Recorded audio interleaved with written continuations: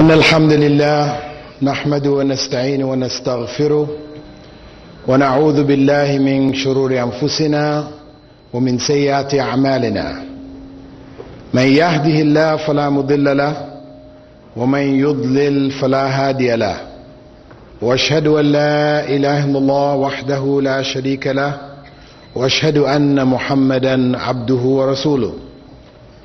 Indeed, all praise is due to Allah, and as such we should praise Him, seek His help, and seek refuge in Him from the evil which is within ourselves and the evil which results from our deeds.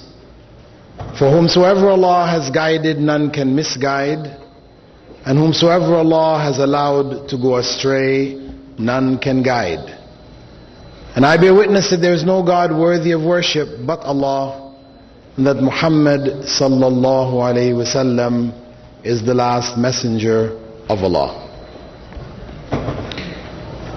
The topic, the Day of Judgment, is a part of faith in Islam. It is one of the 6 pillars of Iman, the 5th, belief in the Day of Judgment. The Day of Judgment in the Quran is described in a number of different ways. In fact, you can find over 22 different names for the Day of Judgment. Among them, Yawm al-Qiyamah, Al-Yawm al-Akhir, As-Sa'a, etc., etc. And all of these different names, scholars looking at why there were so many names mentioned, pointed out one in particular, Al-Qurtubi, the Spanish scholar, Spanish Muslim scholar, had said that it is the nature of the Arabic language that something which is really great or has great importance is described with a variety of characteristics and names. For example, he gave that of the sword, because of the significance of the sword in those times, its power, its benefit, its harm, etc. You can find in Arabic over 500 different names for the sword. So likewise, the Day of Judgment, because of its significance, the terrors that are involved with it, the trials and the tribulations, Allah has named it by numerous names in the Quran. And the Day of Judgment is preceded by a number of signs. Prophet Muhammad, may God's peace and blessings be upon him, identified the minor and the major signs which lead up to the Day of Judgment. Going through all of them would be a lecture in and of itself. It is enough for us to address the final state of humankind, where all of the righteous are removed. The Prophet Muhammad ﷺ had said a wind would come and take the souls of all the righteous human beings remaining on the earth, and the Qur'ans would become blank, and only those who are the most wretched would remain living on the earth. And at this point, when the name Allah is no longer mentioned, the Day of Resurrection will begin. And it begins with the blowing of a horn or trumpet. It catches people unawares, so much so that the Prophet ﷺ said that there would be some who would be taking food, about to put it in his mouth, and it would catch him, and he would go unconscious with the blowing of the horn, and all of the other human beings would follow. It will take place on a Friday, as the Prophet Muhammad ﷺ had said, The best day on which the sun has risen is Friday. On it Adam was created. On it he was put in paradise. On it he was removed from paradise. And the day of judgment will occur only on it.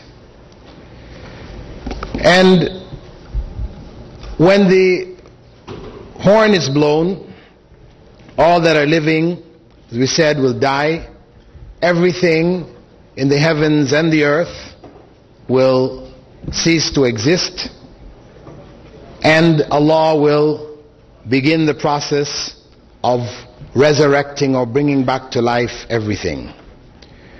The Prophet ﷺ had said, I am the leader of Adam's children. On the day of resurrection, I will be the first to come out of the grave, and the first intercessor, and the first whose intercession will be sought.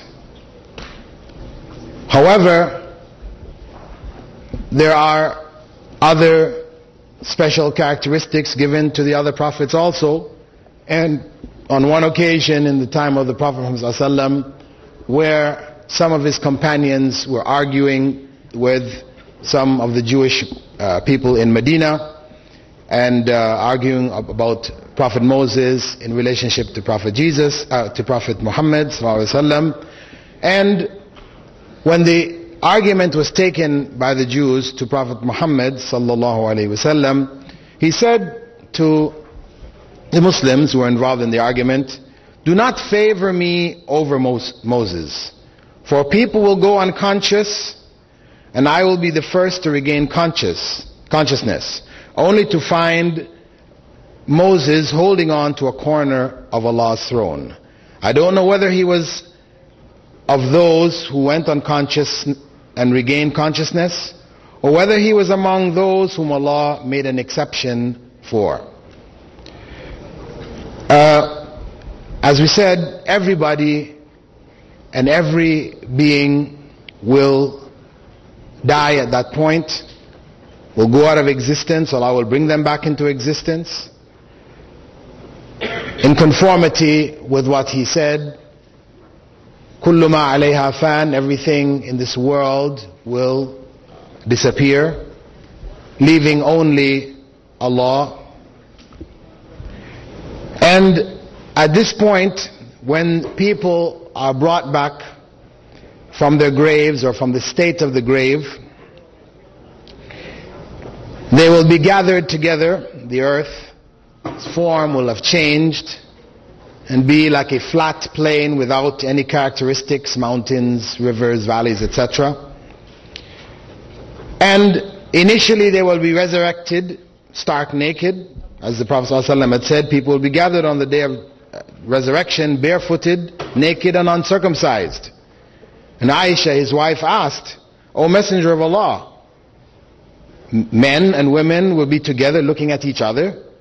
And he replied, O Aisha, the situation will be too serious for people to look at each other. Then, after that initial resurrection in that state, they will be clothed.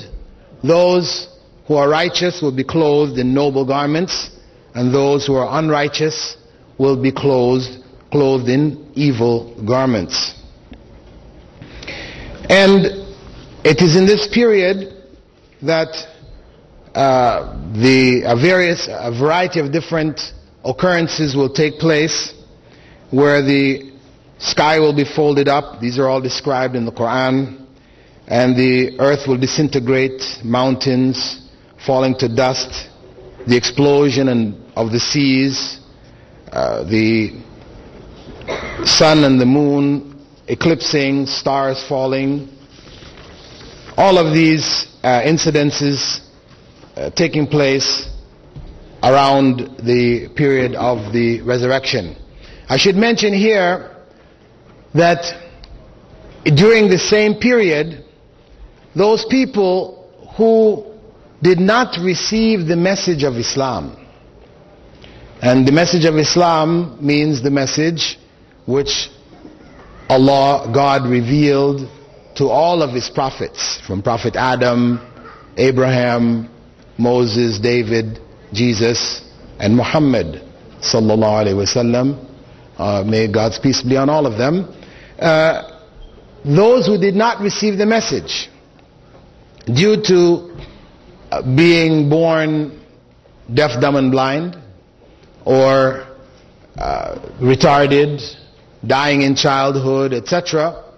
All human beings, for whatever reason, they justifiably did not hear the message. They have a position they can raise before God.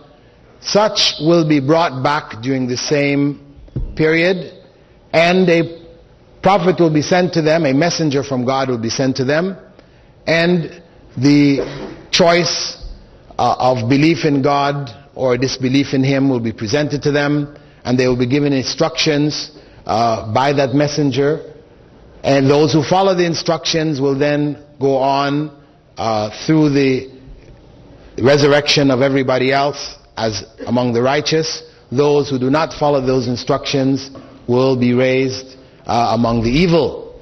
So everyone will have a choice. Nobody is judged without the message having been brought to them, as Allah stated in the Quran, وَمَا كُنَّا مُعَذِّبِينَ حَتَّى نَبْعَثَ رَسُولًا, that I will not punish anyone until a messenger has been sent to them. At this point where people have been raised and they stand clothed, the Prophet, may God's peace and blessings be upon him, stated that no human's feet will move a step forward until he or she is asked about four things: about their lifetime and how they spent it, about their knowledge and what they did with it, about their wealth, how they earned it and how they spent it, and about their bodies and how they utilized them. These four questions are questions which all of us should reflect on. These are among the first questions which will be asked of us at the time of resurrection. Our lifetime and how we spent it, whether we spent it in frivolous matters, wasting our energies, or did we use it in ways which are pleasing to God, which we can stand before God and seek His grace? Or the knowledge that we received, did we act on that knowledge? The people before us, nations before us, were cursed because of not acting on the knowledge which they received. This is repeated in the prayer Al-Fatiha, which we recite every day. When we say Sirat al-Ladhina an'amta alayhim, when we ask Allah to show us the path of those, guide us to the path of those who have been blessed, غَيْرِ الْمَغْضُوبِ عَلَيْهِمْ وَلَا الضَّالِّينَ, and not the path of those on whom is Allah's anger and who have gone astray. The Prophet explained that those on whom is Allah's anger are the Jews, because of the fact that they received the message. Many prophets were sent to them, more in number than any other nation that we know of on the earth. Though prophets were sent to every nation and tribe, as Allah said in the Quran, وَلَقَدْ بَعَثْنَا فِي كُلِّ أُمَّةٍ رَسُولًا أَنْ يَعْبُدُوا اللَّهَ وَاجْتَنِبُوا الطَّاغُوتِ, that I have sent to every nation a messenger calling them to worship Allah alone and to avoid the worship of false gods. However, the Israelites received a large share of prophets, and so they were exposed to knowledge to a greater degree than any of the other nations of the earth. However, they did not act on that knowledge. Instead, They changed the books of revelation which came to them. They killed their prophets, which is still recorded in the Old Testament till this day. They spread lies about the prophets. If we read the stories of the Old Testament today, the descriptions which are contained in it about the prophets of God, those who God chose to be righteous guides to humankind, they have turned them into the most corrupt, evil, sick elements of society. They're described in terms which we wouldn't want to be associated with. These are the prophets.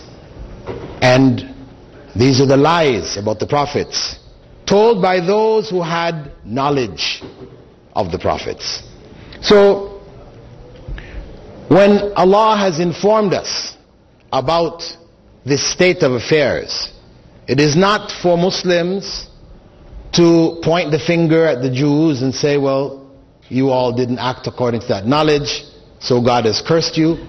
It is about realizing that we will enter into the same state if we do not act in accordance with the knowledge that we have. If we do not convey that knowledge, as the Jews made their religion a private organization, not welcoming members, a private club.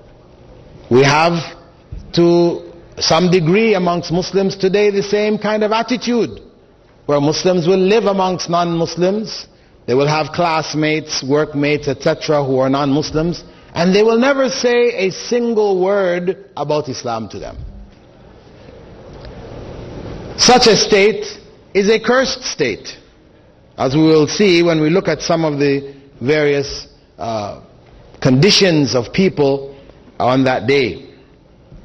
But specifically in the Quran, Allah subhanahu wa ta'ala has stated with regards to such who would hide that knowledge, إِنَّ الَّذِينَ يَكْتُمُونَ مَا أَنزَلْنَا مِنَ الْبَيِّنَاتِ وَالْهُدَى مِنْ بَعْدِ مَا بَيَّنَّاهُ لِلنَّاسِ فِي الْكِتَابِ أُولَٰئِكَ يَلْعَنُهُمُ اللَّهُ وَيَلْعَنُهُمُ اللَّاعِنُونَ.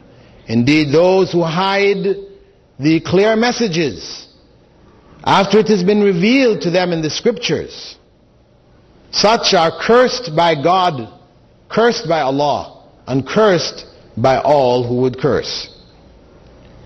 So the knowledge that we have, we will be asked about. What did we do with it?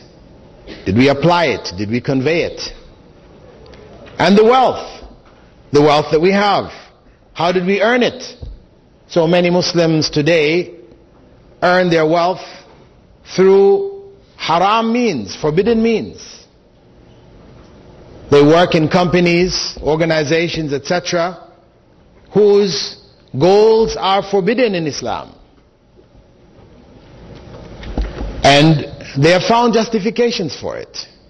However, on the Day of Judgment, those justifications will not be accepted. And our bodies and how we use them. Did we use them and abuse them? Or did we use what Allah had given us to aid us in worshipping Him and to convey His message and to live according to the life which He has prescribed?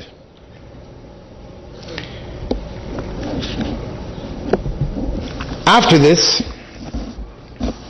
after people have been questioned about these matters, we'll find that those who are disbelievers will face a series of humiliations. Actually, the humiliation begins with the point of their resurrection. Because from the time that they're standing there, as I mentioned earlier, when they are clothed, they will be clothed in an evil clothing. Furthermore, the Prophet ﷺ explained that the sun will be brought close to people to a distance of approximately a mile.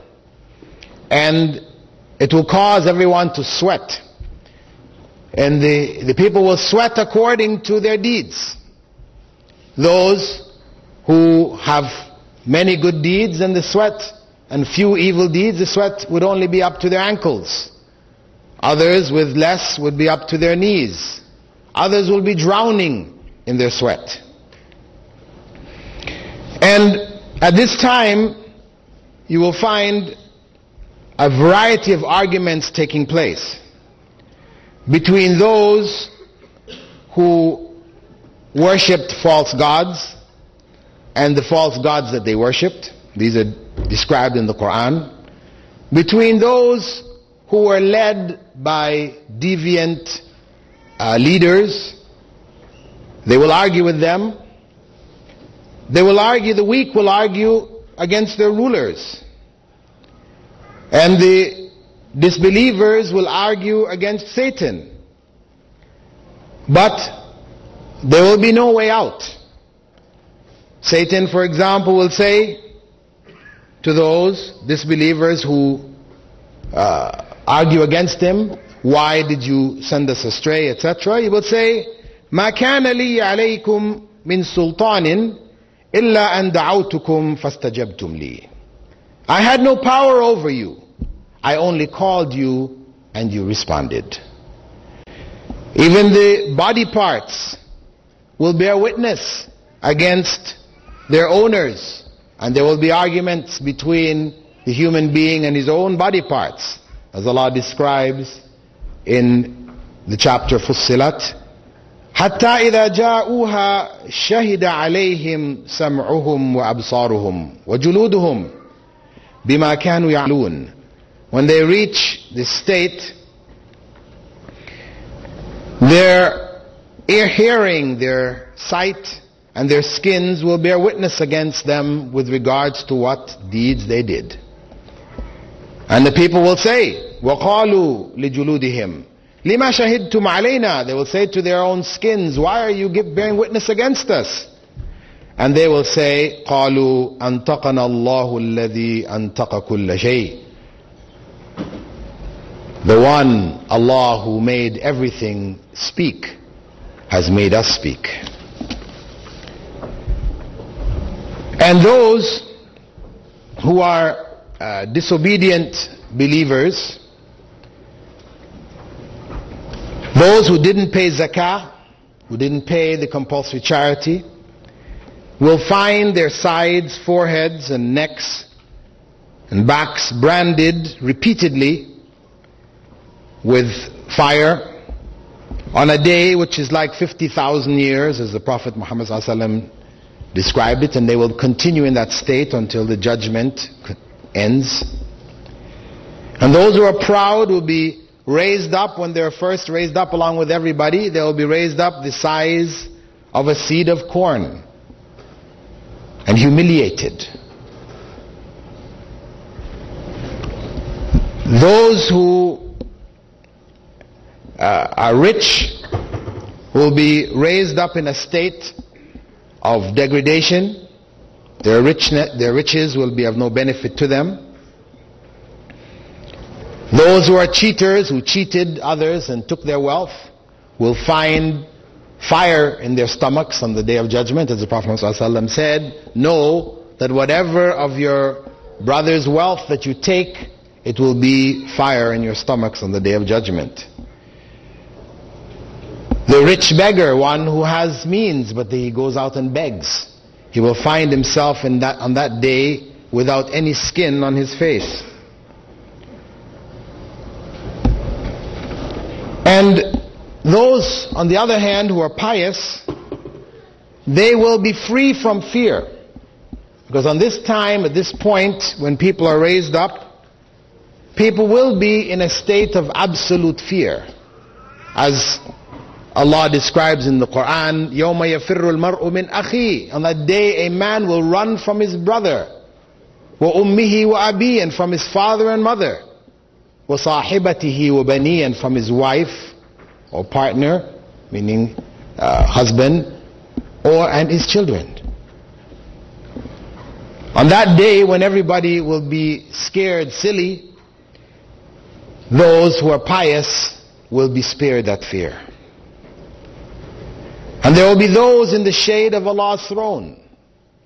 The Prophet ﷺ described them as those who are young, who grew up worshipping Allah, those whose hearts were attached to the mosques, those who remembered Allah privately and their eyes became filled with tears, those who gave in charity in such a way that no one knew that they gave in charity, etc.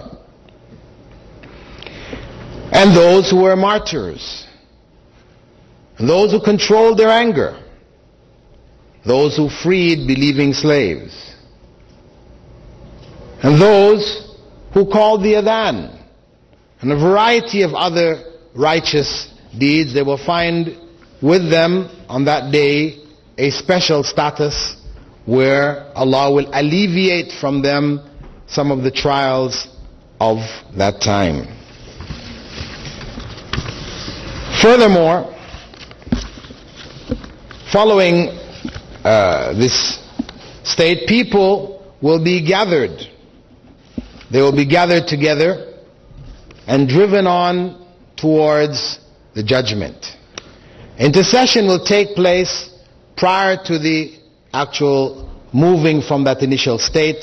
People will run to the various prophets, and Prophet Muhammad, may God's peace and blessing be upon him, will be the one to intercede on their behalf to start the process of moving forward for the judgment.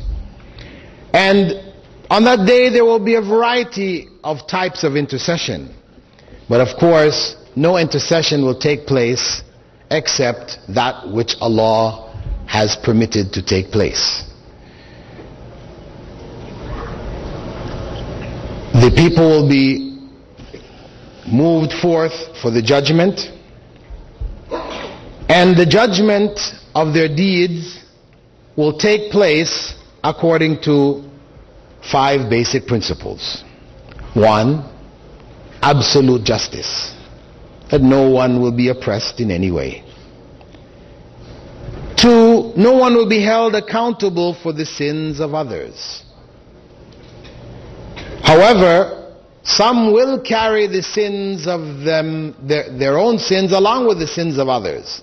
Not that they are accountable for the sins of others, but that they pointed others on an evil way. As the Prophet Muhammad ﷺ had said, whoever starts an evil way, a sunnah sayyi'ah, that individual will receive the sin of having started that way, as well as the sin of everyone who goes down that path until the last day. But it will not reduce the sin of those who have taken that path. It will be additional sin on themselves.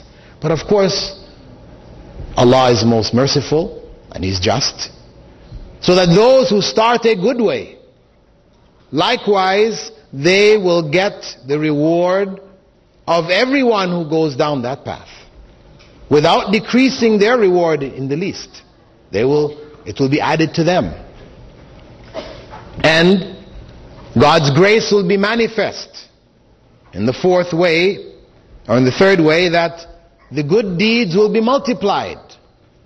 All good deeds done will be multiplied 10 times to hundreds of times, whereas evil deeds will only be held as 1.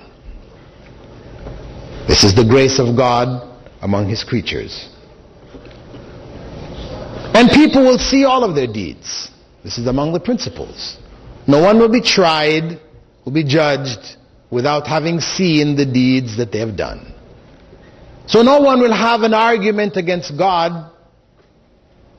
I didn't do this. I didn't know. Somebody told me to do it and I really didn't know better. All of the type of arguments that we make up for committing sins, committing evil. When we see our deeds before us, we will not be able to raise any such arguments, because the reality will be very clear. These are choices that we have made, and we now will be responsible for them. Fifthly, witnesses will be brought against the disbelievers and the hypocrites. When the judgment takes place,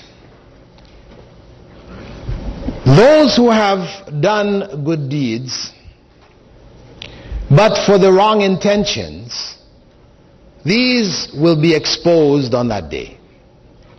The Prophet, may God's peace and blessing be upon him, had said that among the first 3 people who would be thrown into hell would be a scholar, a martyr, and a philanthropist.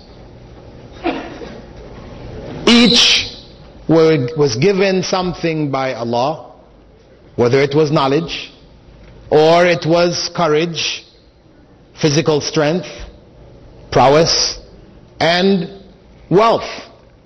Allah will ask them, what did you do with these which I gave you? And each will say, I used it for your pleasure. I spread the knowledge that you gave me for your pleasure. I fought. I gave up my life for your sake. I gave of my wealth as you instructed, seeking only your pleasure. However, God will say to them, no, that is not the case. You taught knowledge so that people would say, what a great scholar you are. How intelligent, how smart, how wise. And people said it. You fought because you wanted people to praise, to clap for you. What a courageous warrior. How brave. And you gave wealth, not for my sake, but so people would say, what a generous person. How kind he is. And all of these things have been said in that world. There's nothing for you in this life. They will be dragged off on their faces and thrown into the hellfire. Also at this time, people's sins will be exposed, other sins exposed. Those who did certain righteous deeds, God may veil some of their sins from the people. As the Prophet Muhammad ﷺ had said, whoever guards the honor of a believer, protects his or her honor, defends them, in justice of course, on the day of judgment Allah will protect their honor. He will shield their sins from being exposed. And books, the books will be given. The books which contain the record of our deeds, written by the angels that are with every human being, recording their deeds. Those who are righteous will receive their book of deeds in their right hands. Those unrighteous will not want to receive their book of deeds. They will put their hands behind their backs to avoid receiving it, but it will still go into their hands anyway, into their left hands. We strive, we want to be, or should want to be, among those who receive our book of deeds in our right hands. And as a reminder of this day, of this time, when people will want their book of deeds in their right hands, the Prophet, may God's peace and blessings be upon him, instructed the believers to focus on the right. That we eat with our right hands. We shake hands with our right hands. We give with our right hands. We receive with our right hands. When we put on our shoes, we put on the right foot first. When we go into the mosques, we step in with the right foot first.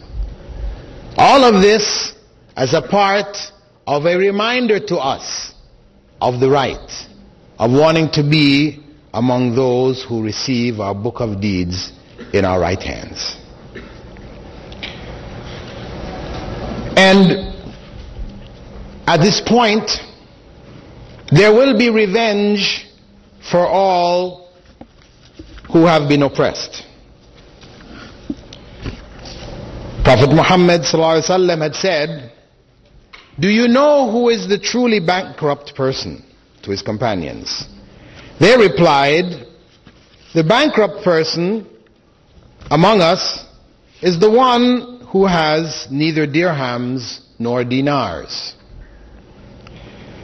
And the Prophet explained, sallallahu alaihi wasallam, that the truly bankrupt person is the one who comes before Allah with their scale of deeds, or scale of good deeds, heavy, only to find that because they had backbitten people, they had slandered them, they had cursed them, they hit others, and they had stolen the property of others, and they cursed yet others, that their good deeds will be taken away from them, from their scale of good deeds. All who were oppressed would come and take from their scale of good deeds. And they would continue until the scale of good deeds ends. There are no more good deeds. And at that point, those people would then take from their scale of evil deeds and add it to that individual scale, until their scale would be full of evil and they would be taken off and thrown into hell.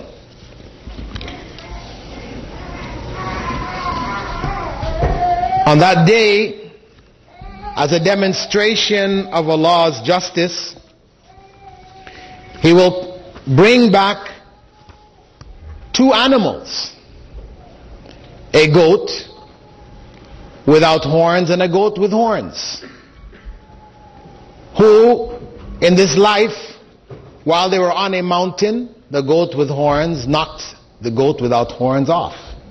And Allah will have that goat without horns return the favor. Then they will be turned into dust, as an expression of the completeness of justice on that day. And people from there will head off, the believers heading towards a pond where Prophet Muhammad ﷺ will be the first to arrive. And as he said, whoever passes by me on that day and will drink from the pond will never be thirsty again. A group of people will come to me whom I recognize and who will recognize me. Then they will be veiled from me, and I will say, they were from among my followers. It will be said, indeed you do not know what innovations they made in the religion after your time. So I will say to them, be off. Be off with you to whatever you changed in the religion after me. This particular scene is one which should cause us to reflect on innovation in religion, bid'ah, where we have, unfortunately, a number of Muslims today trying to defend innovation in religion, saying that this innovation we're doing is a bid'ah hasana, it is a good innovation. When the Prophet, may God's peace and blessings be upon him, had already said, kullu bid'atin dalala, all innovation in religion is misguidance. All innovation in religion is misguidance. For every time we introduce an innovation, an aspect of the way of the Prophet, the Sunnah, is destroyed. That is the reality. For every innovation there is a sunnah destroyed. All innovation is misguidance. Whatever arguments people may make, as Abdullah ibn Mas'ud said, كل بدعة ضلالة ولو حسنه الناس أو حسنها الناس. Every innovation is misguidance, even if the people say it is good or consider it to be good. It is all misguidance. And the consequence of it will be met at that point, at the pond, the hawd, where, as the Prophet ﷺ said, those who drink from it will not be thirsty again. Following this, people will be gathered and sent off to hell, those who are evil, and others will be taken to the bridge, the Sirat, a bridge over hell. That group will contain both believers as well as the hypocrites, those who feigned belief, and sinners. But at that point, when they reach the bridge, they will be enveloped in total darkness. Those who are the true believers will be guided by a light which Allah will put on them based on their iman, on their faith. The stronger their faith, the brighter and the stronger the light. And they will be able to head off towards the bridge. Those who have no light because of their hypocrisy and their sins, when they run to those who have the light and beg of them to share some of the light with them, they will tell them, no, go to the back and find the light. You cannot share in our light. And a wall will be put between them. A wall, as Allah describes it in the Quran, that on the inside where the believers with the light are, there will be mercy. And on the outside, there will be punishment. And then people will cross the bridge and into paradise.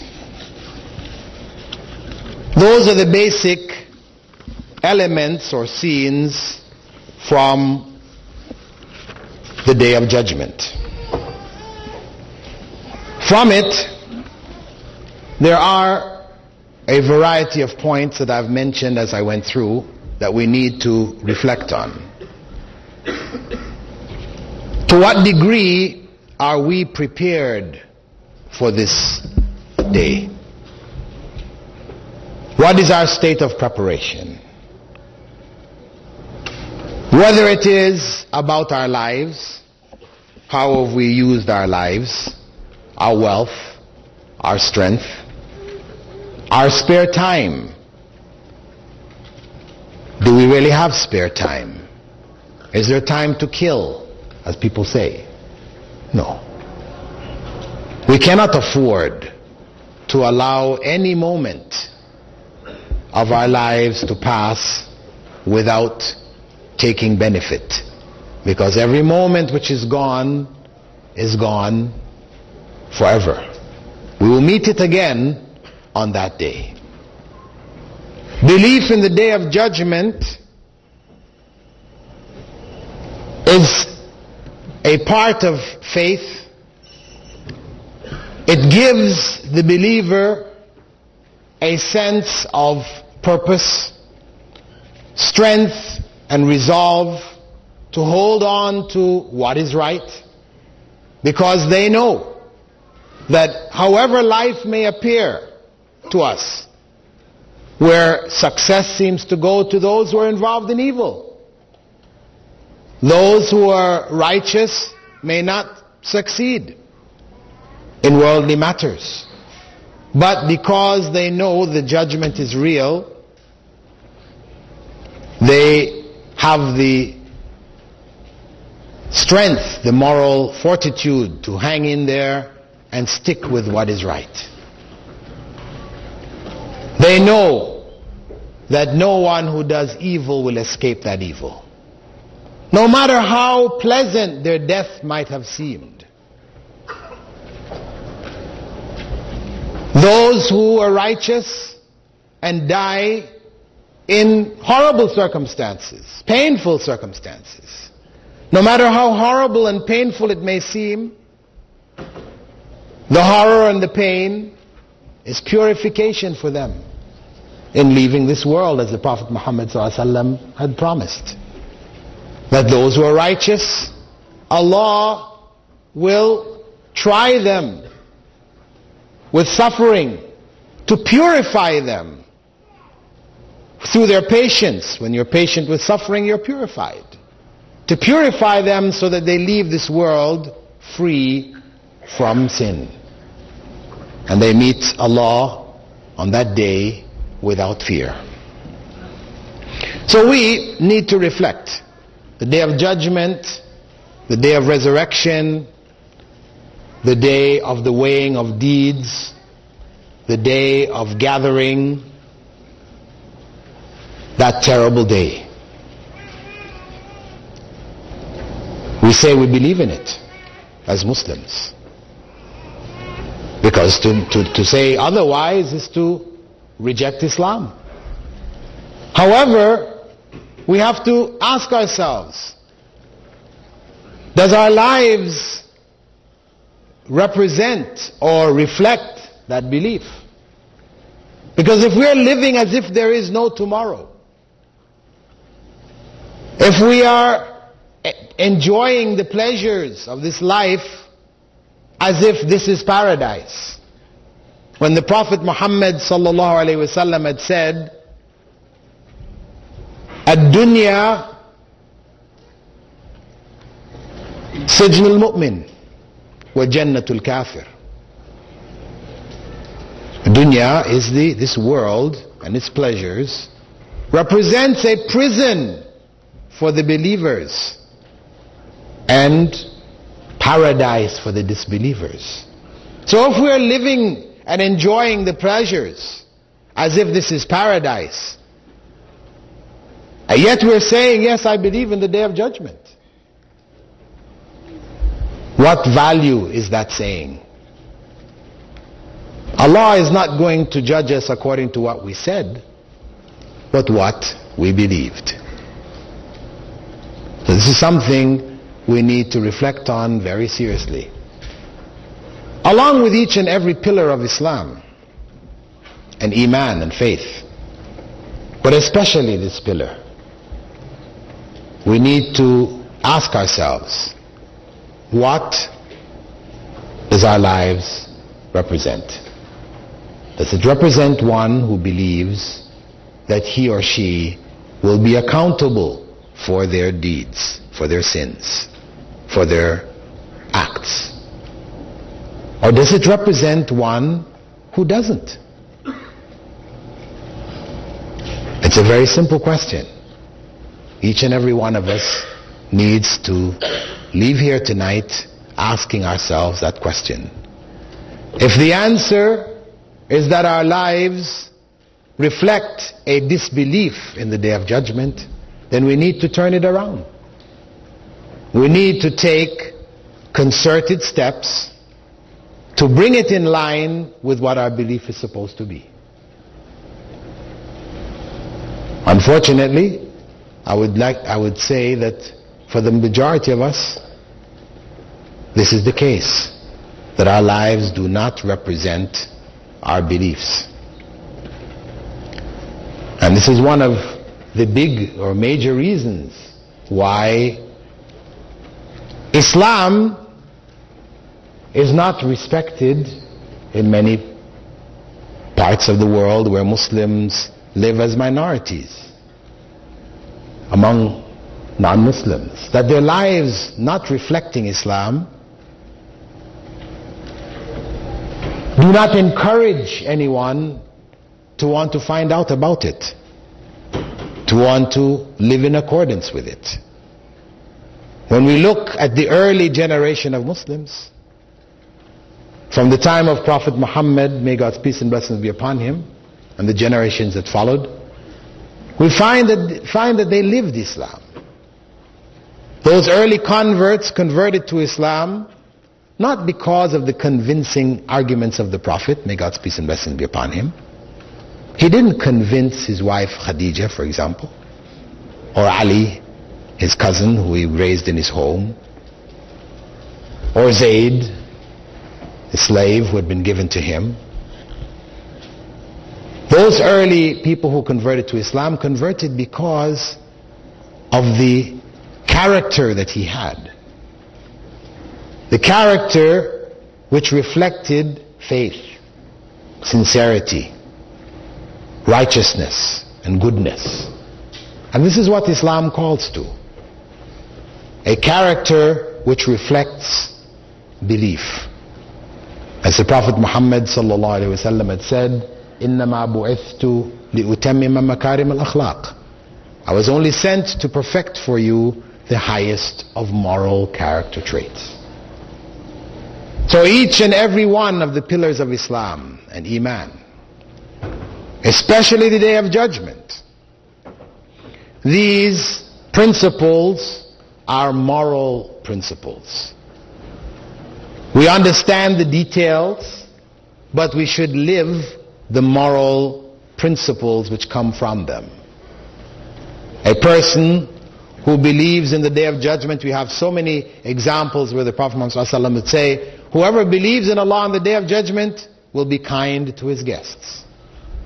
Whoever believes in Allah on the Day of Judgment will either speak good or be silent. And so on and so forth. Talking about character, about how a person lives his or her life. Relating it back to belief in Allah on the Day of Judgment. Because ultimately, if we do believe that we are accountable, we will meet our deeds, then our lives will truly be righteous lives. And that's the essence of what the Day of Judgment and belief in it calls us to.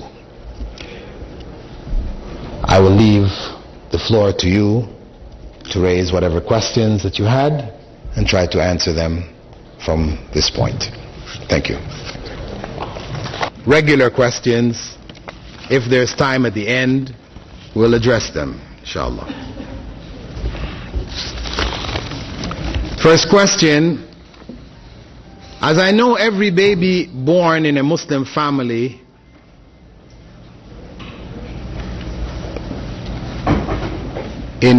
what's this now? My question is, let's say, if a person, non-Muslim, grows up in a place that there is not even Islam or information, he or she died without receiving Islam. Actually, this was already explained in the lecture, what happens to them. If a Muslim does not pray the 5 times prayer, what is the punishment? Well, we know that the Prophet Muhammad ﷺ had said the first question that the Muslims will be asked about on the Day of Judgment will be the Salah, about their prayers. And if they do not have an answer for their prayers, in other words, they had abandoned their prayers, then questions will not continue. It will not be like examinations here in the university, where if you get 50% in maths and you get 90% in biology, they take the average. No. If you have failed in the area of Salah, you have failed. What sins will God not forgive? Well, the major sin which God will not forgive, if a person dies in a state of worshipping other than Allah, other than God, that is the one sin which is unforgivable. Any other sin which a person dies with, without having repented from it, then it is up to Allah. He may forgive them, overlook it based on other good deeds that they have done, or they may be punished for a period of time in hell. This is part of the details of the intercession. I didn't really go into it for the sake of allowing enough time for you all to ask your questions. But among the forms of intercession which will take place is that Prophet Muhammad sallallahu alaihi wasallam and others will be allowed to take certain people out of hell who are believers, who are being punished in hell, but Allah has decided that their punishment, they have received sufficient punishment, and then the Prophet and others will act as intercessors to take them out. And that is an honor which is given them, and not a private right which they have, wherein they can step in where God has already made a decision and counteract His decision. Question, is backbiting one of those unforgivable sins? Well, no, but it is very serious, as the Prophet ﷺ had said, that one who backbites, would not enter paradise. However, this is not entering paradise, not ever, but they would not enter paradise initially. If we could clear before our death, will we be punished for the backbiting? Yes. You will not be punished if you clear yourselves, if you have backbitten anybody or harmed anybody, lied or cheated. If you try to clear it whilst you're still living, then the sin of it will be removed from you if you do it sincerely.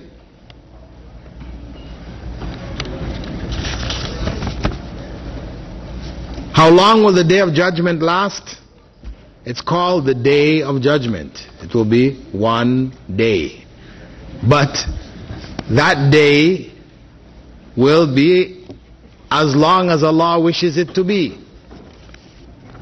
And it was mentioned, as I mentioned earlier, that the person, or one of the people who would be punished on that day, the person who didn't give zakah, that they would be continually branded with flame from the fire for a day, or the day, and that time is described as being like 50,000 years.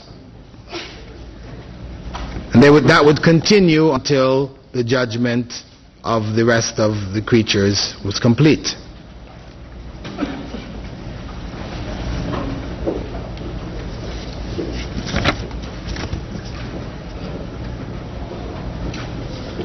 What is the proper way to present the message and the spirit of Islam to people who do not believe in God Himself?